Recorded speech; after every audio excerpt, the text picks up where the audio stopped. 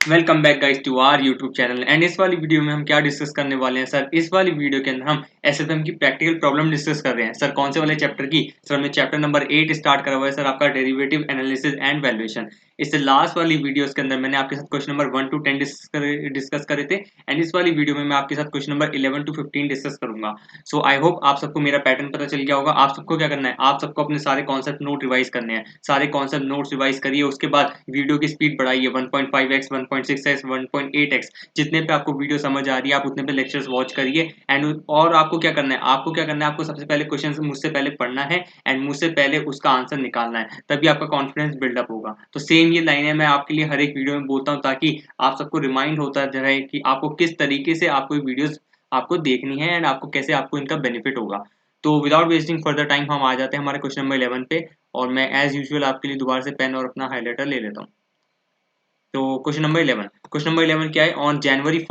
On January 1 2013 an investor has a portfolio of 5 shares as given below. अच्छा, उसके पास 5 securities हैं ABCDE और उसके उनका प्राइसेस दे रखा है, उनके नंबर ऑफ शेयर्स दे रखे हैं एज वेल एज उनका बीटा दे रखा है। और cost of capital to the investor is 10.5% per annum. ठीक है सर, कोई दिक्कत नहीं है। कहना क्या क्या चाहता है ये? Calculate the beta of his portfolio. तो सर बीटा ऑफ पोर्टफोलियो क्या होता है? बीटा ऑफ पोर्टफोलियो हमेशा वेटेड एवरेज बीटा होता है। Beta of portfolio weighted average होता है। तो आपको क्या करना पड़ेगा, आपको इंडिविजुअल सिक्योरिटीज का बीटा दे ही रखा है, आपको क्या करना पड़ेगा, इसका वेट करना पड़ेगा। वेट कैसे करेंगे? Price of securities multiply by number of shares. Price of securities multiply by number of share, जैसे भी आप करेंगे इसका आपके पास क्या आएगा, वैल्यू आएगी। Value of total security ABCDE। आप क्या करेंगे, वो आपके पास वैल्यू आएगी, फिर आप उसको बीटा से मल्टीप्लाई करेंगे, फिर आपके पास टोटल वैल्यू आ जाएगी, उन सबका सम करेंगे और यहाँ पे जो आपने टोटल वैल्यू ऑफ सिक्योरिटी है उसका भी सम करेंगे और दोनों को डिवाइड करेंगे तो आपके पास क्या आ जाएगा, एवरेज बीटा आ जाएगा, जिसे हम क्या बोलते हैं, बीटा ऑफ पोर्टफोलियो भी बोलते हैं। तो मैं आपको डायरेक्टली सॉल्यूशन दिखाता हूँ किस तरीके से उन्होंने कर रखा है और सेम वही टेक्निक रहेगी सर। ये तो मतलब बेसिक है, इससे बढ़िया बढ़िया क्वेश्चन हमने करे हैं, तो आपको इनफैक्ट ये वाला क्वेश्चन करना भी नहीं है। फर्स्ट पार्ट बीटा कैसे निकालते हैं, बीटा हमेशा वेटेड एवरेज होता है। तो अगेन देखिए इन्होंने वही कर रखा होगा, मैं आपको एक बार चलो रफली आपको कैलकुलेट भी करके दिखाता हूँ। जैसे 349.30 मल्टीप्लाई बाय 5000, तो आपके पास आएगा ये आपके 17,46,500। ये आपकी हो गई सिक्योरिटी ए की वैल्यू। ठीक है, इस तरीके से आप सबसे वैल्यू लिखते रहेंगे सबकी। इन्होंने लिखी होगी देखो 17,46,500। ठीक है, और फिर मेमोरी प्लस में डाल दो इसे, फिर 480.5 मल्टीप्लाई बाय 7000, इसे मेमोरी प्लस में डालो। 593.52 मल्टीप्लाई बाय 8000, इसे मेमोरी प्लस में डालो। 734.70 मल्टीप्लाई बाय 10,000, इसे मेमोरी प्लस में डालो। 824.85 मल्टीप्लाई बाय 2000, इसे मेमोरी प्लस में डालो। तो सबकी वैल्यू क्या आ जाएगी, 8 करोड़ 1,88,54,860। 1,88,54,860, इन सब की वैल्यू आ गई। अब ये सब तो वैल्यू हो गई है किसकी, सिक्योरिटी की। तो इसके बेस पे आपको क्या निकालना है, वेट्स निकालने हैं। इसके बेस पे वेट्स निकालने हैं। जैसे मैंने निकाला सिक्योरिटी ए का वेट कैसे है, 17,46,500 डिवाइडेड बाय 1,88,54,860। तो इसका वेट आ जाएगा आपका 0.0926 2863792। तो इसे हम राउंड ऑफ करके 0.0926 नहीं 0.093 भी कर सकते हैं। 0.093, हाँ 0.093, देखो इन्होंने भी ये करा है 0.093। तो इस तरह से आप इन सब के वेट निकाल लो और फिर वेट से इनको क्या करना है, बीटा को मल्टीप्लाई करना है, तो आपका क्या आ जाएगा, वेटेड एवरेज बीटा आ जाएगा। एक और तरीका ये भी है कि आप डायरेक्टली क्या करो, आप डायरेक्टली इनकी वैल्यू ऑफ सिक्योरिटी को बीटा से मल्टीप्लाई करो, सबको मल्टीप्लाई करो जैसे 1746 500 मल्टीप्लाई बाय 1.15, इस तरह से करो। फिर इसे मेमोरी प्लस में डाल दो। फिर आप क्या करो, 33,63,500 मल्टीप्लाई बाय 0.4, फिर से मेमोरी प्लस में डालो। और 47,48,160 मल्टीप्लाई बाय 0.9 और इसे मेमोरी प्लस में डाला। 73,47,000 multiply by 0.95 memory plus. 16,49,700 multiply by 0.85, सबको मेमोरी प्लस में डाला। सबका टोटल आया 1,60,00,000 9,114। इस सबको डिवाइड करो किससे, डिवाइड करो इससे 1,88,54,860 डिवाइड करो 1,88,54,860। आपका क्या आ जाएगा, जो भी आपकी वैल्यू आएगी वो आपका क्या आएगा, बीटा ऑफ पोर्टफोलियो आएगा। और जो हमारा आंसर आ रहा है वो आ रहा है 0.849070955571। 0.849070955571, तो इसे हम राउंड ऑफ करके 0.849 भी कह सकते हैं, तो 0.849। अब मैंने आपको क्यों इस तरीके से करवाया, क्योंकि जब आप बार बार इन सबकी वैल्यू को डिवाइड करोगे 1,88,54,860 से और सबका वेट्स निकालोगे, तो आप इतनी बार इन सबका वेट निकालने में इतनी कैलकुलेशन करोगे और आपका टाइम बहुत वेस्ट होगा। तो आप क्या करो, डायरेक्टली आप क्या करो, मल्टीप्लाई कर दो। मल्टीप्लाई कर दो किसको, मैं आपको दोबारा रेस करके दिखाता हूँ। मल्टीप्लाई आप कर दो डायरेक्टली आपकी जो ये वाली वैल्यू है, वैल्यू ऑफ सिक्योरिटी 1746,500, आप डायरेक्टली बीटा से मल्टीप्लाई करो 1.15, फिर जो आपकी वैल्यू आएगी उसे यहाँ पे इस कॉलम के अंदर लिखो। इसी तरीके से सब सिक्योरिटीज का मल्टीप्लाई करके कॉलम में यहाँ पे ऐड करते जाओ और सबको यहाँ पे टोटल कर दो। जो टोटल वैल्यू आएगी वो आपकी आएगी 1,60,09,114। इसको आप डिवाइड करोगे 1,88,54,860 से, तो आपका क्या आएगा, आपका एवरेज बीटा आएगा, जिसे हम बीटा पोर्टफोलियो कहते हैं, जो आपका 0.849 है। तो फर्स्ट पार्ट तो सिंपल था। इनफैक्ट ये वाला जो आपको एक्सप्लेनेशन है, जो ये आपका तरीका है, मैंने आपके साथ पोर्टफोलियो मैनेजमेंट चैप्टर है उसके अंदर भी आपको बहुत बार बताया कि आप अलग अलग वेट ना निकाल के आप डायरेक्टली मल्टीप्लाई करो, फिर लास्ट में टोटल से डिवाइड कर दो, तो आपका क्या इसमें थोड़ा सा टाइम बच जाता है, बस वही चीज़ है। अदरवाइज तो आपकी मर्जी सर, आपको जैसा सिंपल लगे आप वैसा कर सकते हैं। ठीक है, मैंने आपको दोनों तरीके बता दिए।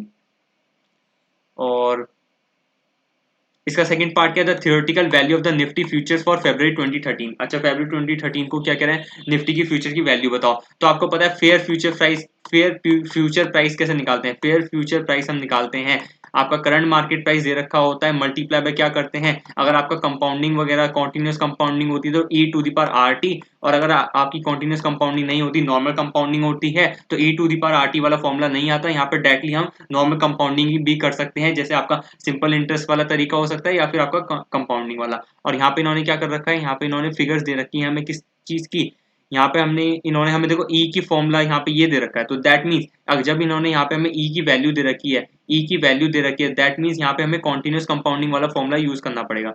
यहाँ पे हमें कॉन्टिन्यूस कंपाउंडिंग वाला फॉर्मूला यूज करना पड़ेगा। तो ठीक है, यहाँ पे हम कॉन्टिन्यूस कंपाउंडिंग वाला फॉर्मूला यूज करते हैं। कैसे, करंट मार्केट प्राइस क्या है इसका, हम आगे पढ़ते हैं, शायद इसमें सेकंड पार्ट के अंदर तो इन्फॉर्मेशन सफिशिएंट नहीं है।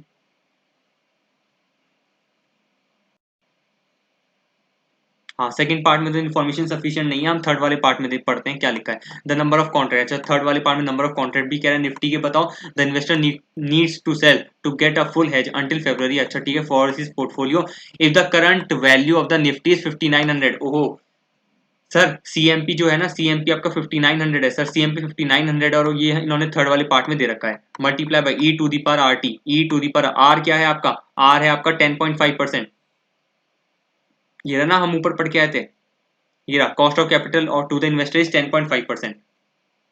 तो आर आपका हो गया 10.5%, मतलब 0.105, और टी क्या हो गया आपका, टाइम पीरियड हो गया। और इन्होंने यहाँ पे क्या दे रखा है, हमें नंबर ऑफ डेज दे रखे हैं, दैट मीन्स हमें टाइम पीरियड जो होता है हम पर एनम में तो लेते हैं, बट यहाँ पे पर एनम के लिए हमें यहाँ पे क्या करना पड़ेगा, डेज में कैलकुलेशन करनी पड़ेगी, मंथ्स में कैलकुलेशन नहीं करेंगे। यहाँ पे इन्होंने फेब्रवरी का कहा है, मतलब 2 मंथ्स होते, तो मैं नॉर्मली क्या करता, 2/12 करता, बट जब इन्होंने फेब्रवरी दिया है और यहाँ पे 365 डेज भी दिए हैं, दैट मीन्स हमें सारी कैलकुलेशन नंबर ऑफ डेज में करनी पड़ेगी। तो आप कैलकुलेट कर लो जनवरी से लेके फरवरी में कितने नंबर ऑफ डेज होते हैं, जनवरी से लेके फरवरी में कितने नंबर ऑफ डेज होते हैं, बट आपको क्या करना पड़ेगा, जनवरी 1 को नहीं इंक्लूड मत करना, कि जनवरी 1 में आप इंक्लूड नहीं करोगे, आप जनवरी 1 को इंक्लूड नहीं करोगे, जनवरी 1 को छोड़ के आप करो। तो जनवरी में आपके 31 मंथ्स होते हैं, पर फर्स्ट मंथ हमें फर्स्ट डे नहीं लेना, तो 30 डेज हो गए, और आपके पास 28 डेज आपके फरवरी के हो गए, तो टोटल नंबर ऑफ डेज आपके 58 हो गए, 58 हो गए। तो टाइम पीरियड क्या हो गया, 58 डेज डिवाइड बाय 365 डेज। जब हम इसे सॉल्व करेंगे तो हमारा आंसर क्या आएगा, देखते हैं। 0.105 multiply by 58 divide by 365, 0.105 multiply 58 divide by 365, तो हमारा आएगा 0.0166849,315।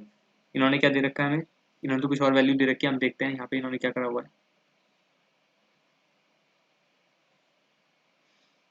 0.01668, हाँ ये ना 0.01668।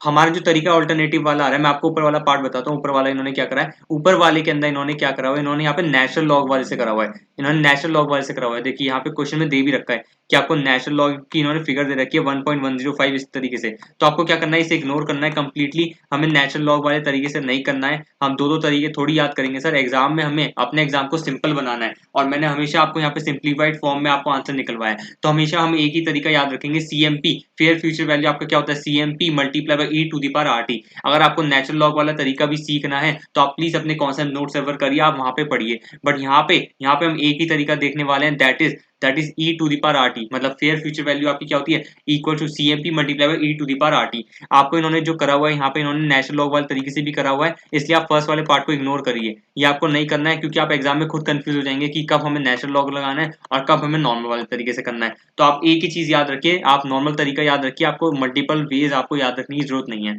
तो आप प्लीज इसे इग्नोर करिए, अदरवाइज आप बहुत कंफ्यूज हो जाएंगे कि हमें कब कौन सा फॉर्मुला लगाना है। तो जैसे मैंने आपको बताया, देखिए आपका 5900 सीएमपी था multiply by e to the power are t. R क्या हो गया आपका 10.5%, जिसे हम 0.105 भी लिख सकते हैं, और मल्टीप्लाई बाई 58 डिवाइड बाई 365 ये आपके नंबर ऑफ डेज हो गए। तो जब हमने इसे सॉल्व करा तो हमारे पास ई की वैल्यू क्या आई, 0.0166849315। तो इन्होंने वही चीज यहाँ पे लिखी है, 0.016166 कर दिया इन्होंने यहाँ पे, राउंडिंग ऑफ करके लिख दिया, और इसकी वैल्यू क्या आएगी 1.01682 आएगी। तो यहाँ पे हमें गिवन तो है नहीं क्वेश्चन के अंदर, यहाँ पे हमें क्वेश्चन के अंदर गिवन तो है नहीं वैल्यूज, इन्होंने यहाँ पे हमें दूसरी वाली दी हुई है, नेचुरल लॉग वाली दी हुई है, ई टू द पावर 0.015858। तो ये तो नेचुरल लॉग वाली वैल्यू, हमारे पास दूसरी वाली वैल्यू नहीं है, तो हम सर ये वाली वैल्यू कहाँ से लेके आए 1.01682। तो सर इसका एक और तरीका भी होता है कि आप सबसे पहले आप नेचुरल लॉग की टेबल निकालिए, या फिर आप ई की वाली टेबल निकाल लीजिए। एक्सपोनेंशियल की आपकी ई वाली टेबल होती है, तो वहां से भी निकल सकता है।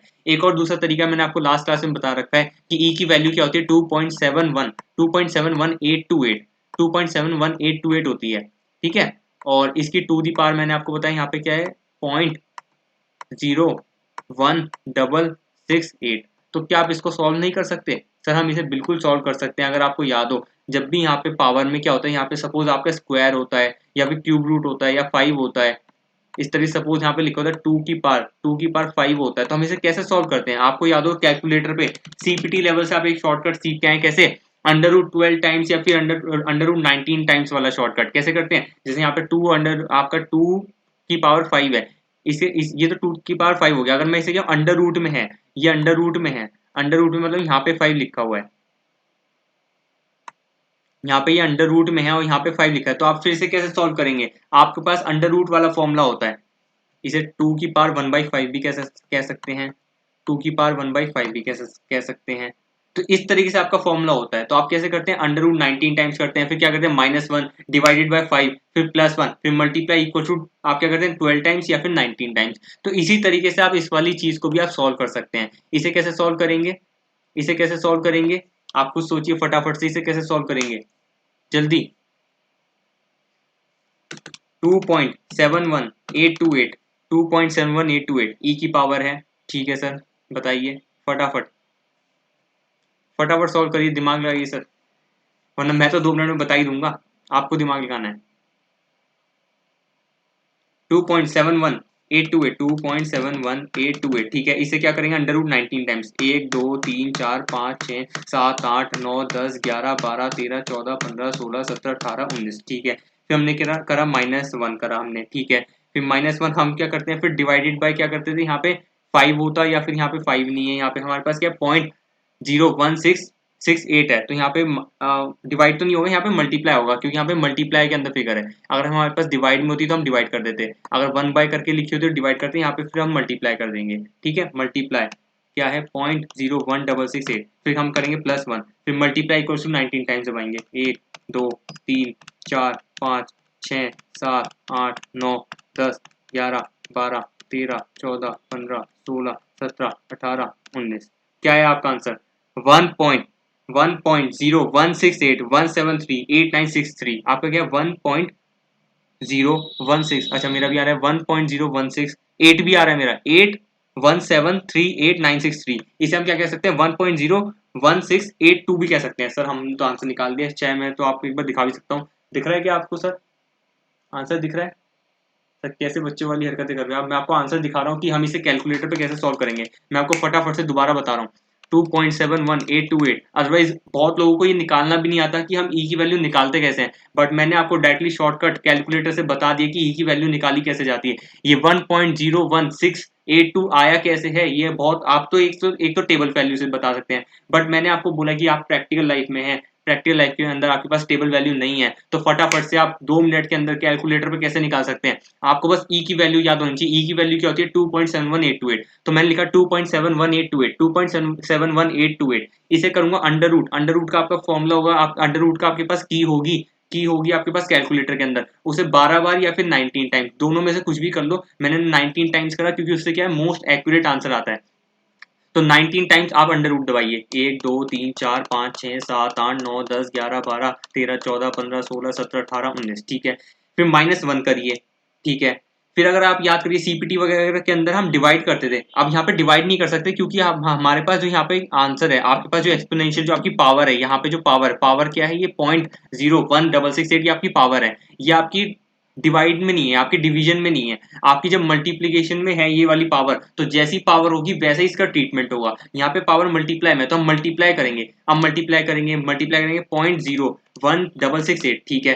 फिर हम करेंगे +1 करेंगे, ठीक है। अब मल्टीप्लाई इक्वल टू हमें दबाना है 19 times, multiply equal to 19 time दबाइए, एक साथ दबाना है, 2 3 4 5 6 7 8 9 10 11 12 13 14 15 16 17 18 19, क्या आया 1.01681738963। इसे राउंड ऑफ करके 1.0168 भी कह सकते हैं। तो सर ये रहा आपका आंसर कैलकुलेटर पे। फटाफट से आप वीडियो को चाहे दोबारा रिवाइंड करिए, फटाफट से इसे सॉल्व करिए। वैसे एग्जाम के अंदर आपको इसकी टेबल वैल्यू गिवन होगी, बट मैंने आपको तब भी फॉर योर एक्स्ट्रा नॉलेज आपको बता दिया है।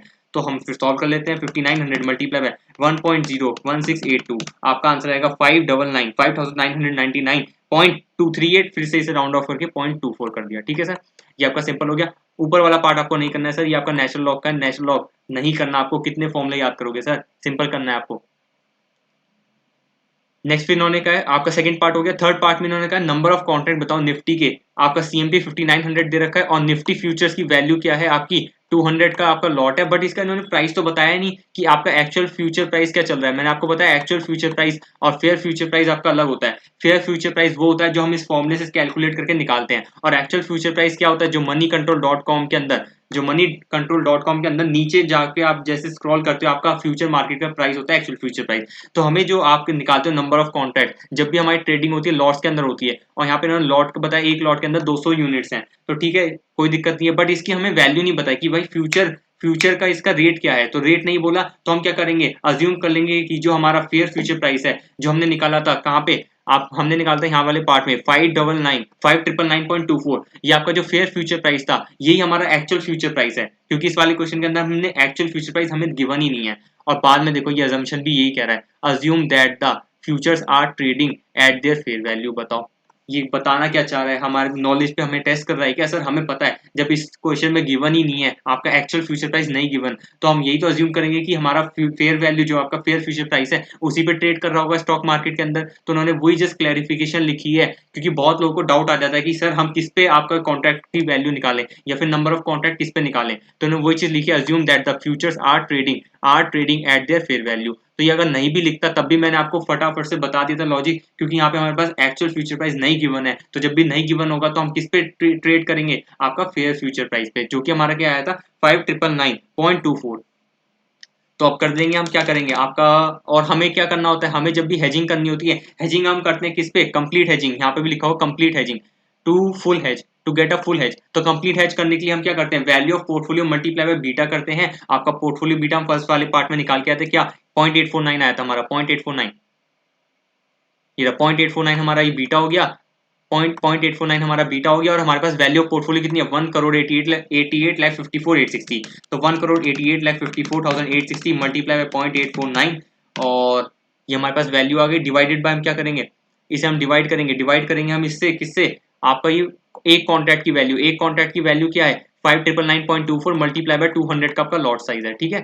तो डिवाइड करेंगे आपका 5,999.24 डिवाइड बाय 200, आपके नंबर ऑफ लॉट्स आ जाएंगे 13.34। 13 नंबर ऑफ कॉन्ट्रैक्ट्स, लॉट्स नहीं नंबर ऑफ कॉन्ट्रैक्ट्स आपके 13.34 आ जाएंगे, या फिर इसे आप राउंड ऑफ करके 14 कॉन्ट्रैक्ट्स भी कह सकते हैं। आपके नंबर ऑफ कॉन्ट्रैक्ट्स लॉट्स नहीं नंबर ऑफ कॉन्ट्रैक्ट्स आपके 13.34 आएंगे। इसे ऑब्वियसली हमें हायर साइड पे आपका राउंड ऑफ करना पड़ेगा, क्योंकि नंबर ऑफ कॉन्ट्रैक्ट्स अगर 13.34 आ रहे हैं दैट मीन्स हमें 13 से एक ज्यादा कॉन्ट्रैक्ट करना पड़ेगा, दैट इज 14 कॉन्ट्रैक्ट्स।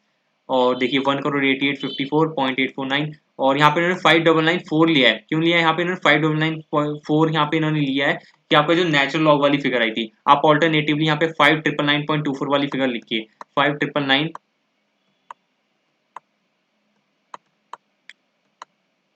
आप यहाँ पे 5999.24 वाली फिगर लिखिए, तो उससे आपका आंसर आएगा। आंसर सेम ही आएगा सर, 13.34 आएगा और आपका 14 कॉन्ट्रैक्ट्स राउंड ऑफ करके हायर साइड पे।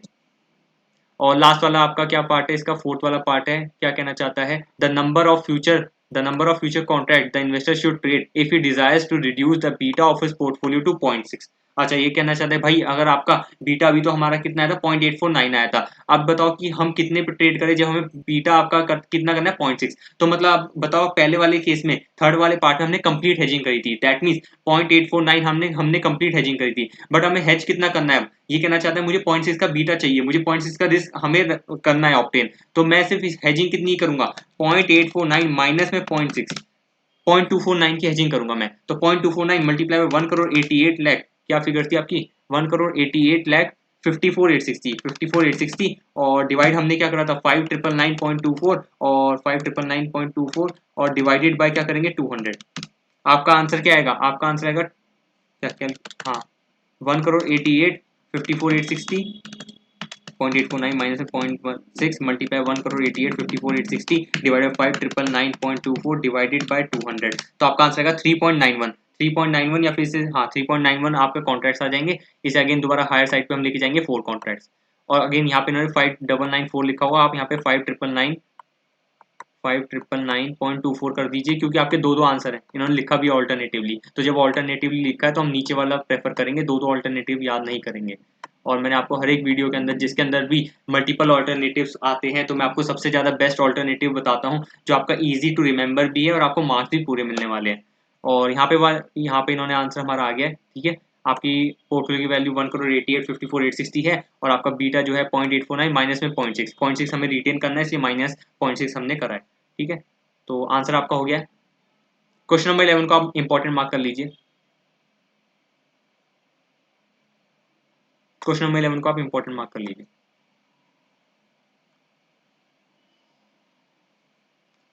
Now moving to question number 12. Question number 12 क्या कहना चाहता है, the investor thinks that the risk of the portfolio is very high and wants to reduce the portfolio beta to 0.91। अच्छा, shares आपके तीन हैं, A B C हैं, number of shares दे रखे हैं, प्राइस दे रखा है, बीटा दे रखा है। तो सबसे पहला क्वेश्चन तो इसका होगा एवरेज बीटा निकालो। एवरेज बीटा क्यों, पोर्टफोलियो बीटा मांगेगा, सबसे पहले तो वही पार्ट होता है। तो उसे क्या करेंगे, number of shares multiply price, number of shares multiply price और मल्टीप्लाई बाय बीटा भी कर दो, मल्टीप्लाई बीटा, तीनों को मल्टीप्लाई करो, जो आपकी फिगर आएगी यहाँ पे तीनों को टोटल करो, और यहाँ पे number of shares multiply price का जो यहाँ पे फिगर आया था उसको भी यहाँ पे टोटल करो, और दोनों को जब डिवाइड करोगे, आपके पास क्या आ जाएगा, एवरेज बीटा आ जाएगा। तो इस पहला पार्ट तो ये हो गया। और इन्होंने बोला जो आपका एवरेज बीटा आएगा उसे पोर्टफोलियो बीटा कहते हैं, और सपोज वो आपका यहाँ पे आता है, सपोज 1.5 आता है, 1.5 आता है, तो ये कह रहे हैं हमें 1.5 नहीं, हमें 0.91 चाहिए। तो मतलब ये क्या कहेगा, मतलब जो 0.91 चाहिए, 1.5 नहीं चाहिए, तो मतलब 0.59 की आपकी क्या करनी होगी, हेजिंग करनी होगी। मैंने आपके लिए एग्जांपल लिखा है 1.5, एक्चुअल में 1.5 नहीं है, एक्चुअल में तो हम कैलकुलेट कर लेते हैं कितना आ रहा है। देखो 3 लाख मल्टीप्लाई 500, 4 मल्टीप्लाई बाय 750 और 2 मल्टीप्लाई बाय 250। टोटल इन्वेस्टमेंट तो आपकी 5000 लाख हो गई, 5000 लैक्स आपकी टोटल इन्वेस्टमेंट हो गई। और मल्टीप्लाई करो, तीनों को मल्टीप्लाई करो, 3 multiply by 500 multiply 1.4 memory plus, 4 multiply by 750 multiply by 1.2 memory plus, और 2 multiply by 250 multiply by 1.6 memory plus. तो 6500 आपका इसका वैल्यू आ गया, 6500 डिवाइडेड बाय 5000, तो आपके पास 1.3, ये 1.3 आया सर, 1.3 आया वाला बीटा, तो पोर्टफोलियो बीटा आपका 1.3 है। और ये क्या कहना चाहता है, हमें 0.91 चाहिए, दैट मीन्स हमें हेजिंग कितनी करनी पड़ेगी, हमें हेजिंग 0.39 की करनी पड़ेगी, ठीक है सर। ये तो जस्ट मैंने आपके लिए 2 लाइन पढ़ी है और मैंने आपके लिए यहाँ पे थोड़ी सी एनालिसिस कर दी है। अब हम देखते हैं मांगना क्या चाहता है। और ये क्या कहना चाहता है, इन्होंने लिखा he is considering to below mentioned alternative strategies. क्या करना चाहता है, dispose of a part of his existing portfolio to acquire risk free securities. अभी हमने देखा हमारा पोर्टफोलियो बीटा 1.3 आया है और ये क्या करना चाहता है, 0.91 करना चाहता है इसे, तो ऑब्वियसली ये आपका बीटा रिड्यूस करना चाहता है, दैट मीन्स ये आप क्या करेगा, रिस्क फ्री सिक्योरिटीज के अंदर इन्वेस्टमेंट करेगा ताकि इसका पोर्टफोलियो बीटा कम हो जाए, क्योंकि रिस्क फ्री सिक्योरिटीज का बीटा हमेशा 0 होता है, तो हम वो निकाल लेंगे, कोई दिक्कत वाली बात नहीं है। एक ऑप्शन ये है, ठीक है। सेकंड ऑप्शन क्या है, take appropriate position on Nifty futures which are currently traded at 8125 और हर एक का पॉइंट जो है वर्थ है आपका ₹200 का, ठीक है। दूसरा ऑप्शन क्या, आप हेजिंग कर लो, निफ्टी फ्यूचर्स में आप क्या कर लो, बाय कर लो, आपको जो भी ये सेल पोजीशन ले लेंगे हम, ठीक है। और you are required to determine portfolio beta. तो पोर्टफोलियो बीटा तो मैंने 1.3 निकाल दिया, कोई दिक्कत वाली बात नहीं है। और the value of risk free securities to be acquired. अच्छा, रिस्क फ्री सिक्योरिटीज हमें कह रहे हैं बताओ कितनी एक्वायर करें, तो हमें नहीं पता कितनी एक्वायर करें, बट हमें पता है हमारे पास जो बीटा आना चाहिए 0.91 हमारा आना चाहिए, इक्वल्स टू। अब मुझे नहीं पता कि मैं कितनी इन्वेस्टमेंट करूं उस रिस्क फ्री सिक्योरिटीज के अंदर, तो उसे मैं एक्सलेट कर लेता हूँ, बट मुझे पता है रिस्क फ्री सिक्योरिटीज का बीटा कितना है, 0 है, ठीक है। तो एक तरीके से मैं आपके लिए एवरेज बीटा का फॉर्मुला लगा रहा हूँ, तो मुझे पता है भाई टोटल बीटा पोर्टफोलियो का मुझे 0.91 करना है, ठीक है। अब रिस्क फ्री सिक्योरिटीज के अंदर कितनी इन्वेस्टमेंट कर रहा हूँ मुझे नहीं पता, मल्टीप्लाई बाय उसका क्या है, बीटा 0 है वो, ठीक है, प्लस, और अभी करंट पोर्टफोलियो का बीटा कितना है 1.30, उसके अंदर कितनी इन्वेस्टमेंट है।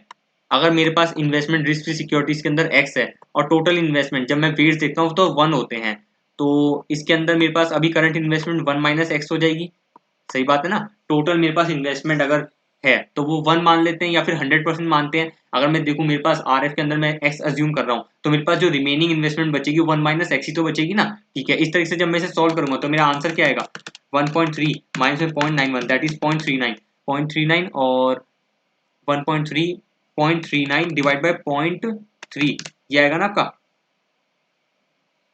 1.3 माइनस में 1.3 है एक्स, हाँ ठीक है, ये आपका जाएगा 0.39 डिवाइडेड बाय 1.3 आएगा आपका, तो आपका 0.3 आ जाएगा, 0.3 आ जाएगा इन्वेस्टमेंट यहाँ पे। रिस्क सिक्योरिटीज के अंदर 30% इन्वेस्टमेंट होगी और 70% इन्वेस्टमेंट किसके अंदर होगी आपकी, 70% इन्वेस्टमेंट होगी आपकी आर एफ, आपकी कौन सी नॉर्मल इन्वेस्टमेंट। तो आपका 30% आ गया किसके अंदर, आर एफ सिक्योरिटीज। और हमारे पास करंट पोर्ट आपकी वैल्यू कितनी है, 5000 लैक्स थी, 5000 लैक्स हमारे पास करंट आपकी पोर्टफोलियो की वैल्यू थी। इसका जब मैं 30% निकालूंगा तो मेरे पास क्या आ जाएगा, आपका 5000 का 30% मेरे पास आ जाएगा 1500 लैक्स। 1500 लैक्स मैं क्या करूंगा, आरएफ की सिक्योरिटीज को एक्वायर करूंगा। देख लेते हैं हमारा आंसर क्या है।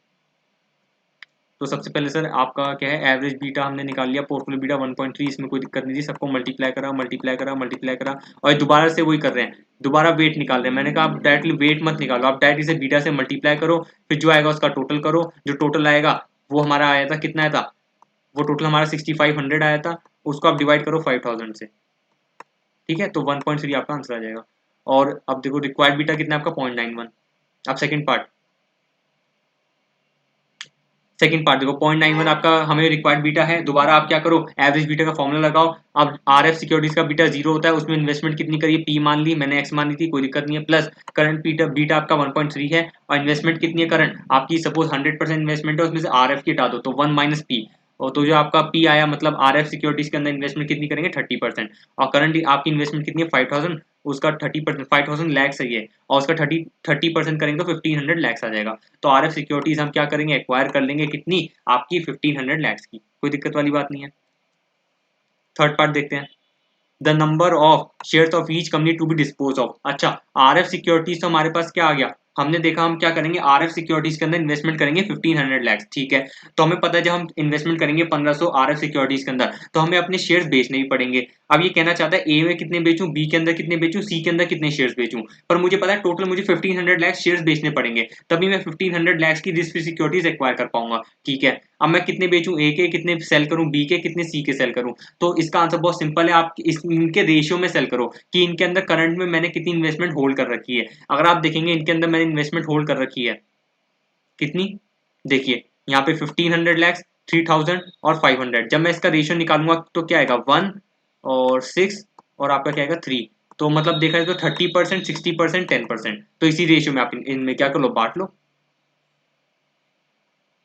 देखो वही लिखा है ना, 30%, 60%, 10%। अब बहुत लोग सोचेंगे ये 30, 60, 10 कहाँ से आ गया, तो ये आपका ऊपर वाला जो था ना, आपकी करंट इन्वेस्टमेंट कितनी है, आपकी इस वाले ए के अंदर कितनी थी, आपकी ए के अंदर थी आपकी 1500, बी के अंदर आपकी कितनी थी, बी के अंदर आपकी थी 3000 और सी के अंदर आपकी कितनी थी 500। तो ये जस्ट इसका रेशियो ही है, 30, 60, 10 इसका ही रेशियो है, तो इसी रेशियो के अंदर 1500 लैक्स भी हम बांट लेंगे। तो सिंपल है, आपका 450 आ जाएगा, 1500 lakhs multiply by 30%, 450, 1500 multiply by आपका क्या 0.6, तो आपका क्या आएगा 900 आएगा, 1500 इंटू 10, 0.10 मतलब 0.10 मतलब 10%, आपका 150 आ जाएगा। तो ये तो आपके हो गए नंबर ऑफ शेयर्स, और हर एक का मार्केट प्राइस हमें दे रखा था, कितना दे रखा था, हमें हर एक का मार्केट प्राइस दे रखा था कितना 500, 750, 250, तो इससे डिवाइड करेंगे तो नंबर ऑफ शेयर्स आ जाएंगे। तो 450 लाख डिवाइडेड बाय 500, तो हमारे पास नंबर ऑफ शेयर्स कितने आ गए 0.9 लाख, ठीक है। और 900 डिवाइड बाय 750, तो हमारे पास नंबर ऑफ शेयर्स 1.2 लाख आ गए। और 150 डिवाइडेड बाय 250, तो हमारे पास नंबर ऑफ शेयर्स 0.6 लाख।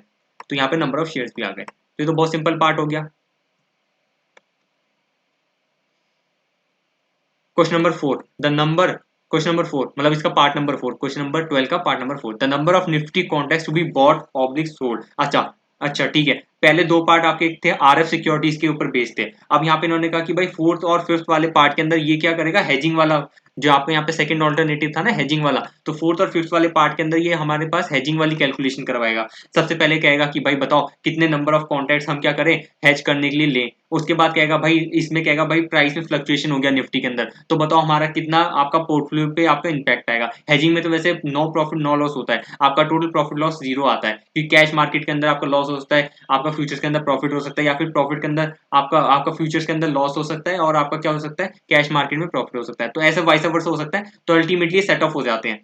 तो हम देख लेते हैं क्या कहना चाहते हैं। पहले तो नंबर ऑफ निफ्टी कॉन्ट्रैक्ट्स निकालो कितने बॉट ऑब्लिक सोल्ड है। तो ऑब्वियसली यहाँ पे सोल्ड ही आएगा, क्योंकि आप क्या कर रहे हो यहाँ पे शेयर्स होल्ड कर रहे हो। तो जब होल्ड कर रहे हो तो हेजिंग के लिए हमें क्या करनी पड़ती है, अपोजिट पोजीशन लेनी पड़ती है। तो हम यहाँ पे सेल पोजीशन लेंगे। अब देख लेते हैं कितने निफ्टी कॉन्ट्रैक्ट्स, कितने निफ्टी कॉन्ट्रैक्ट। तो अब इसका आंसर बहुत ही ज्यादा सिंपल है। मैंने देखा था मेरे पास 5000, मेरे पास 5000 की पोर्टफोलियो वैल्यू है, और मेरे पास कितना पोर्टफोलियो बीटा इसका कितना है 1.3, और 1.3 तो है, बट मैं क्या करना चाहता हूँ बीटा 0.91 रखना चाहता हूँ। तो मैं हेजिंग कितनी करूंगा, सिर्फ 0.39 की करूंगा। तो 5000 मल्टीप्लाई 0.39 डिवाइडेड बाय मैं क्या करूंगा value of one Nifty contract, और वो कितनी है, वो है आपकी 8125 मल्टीप्लाई बाय 200, 8125 मल्टीप्लाई बाय 200, ठीक है। तो मैं इससे डिवाइड कर दूंगा, डिवाइड करूंगा 8125 और डिवाइड बाय 200 मल्टीप्लाई बाय आपका लैक्स है।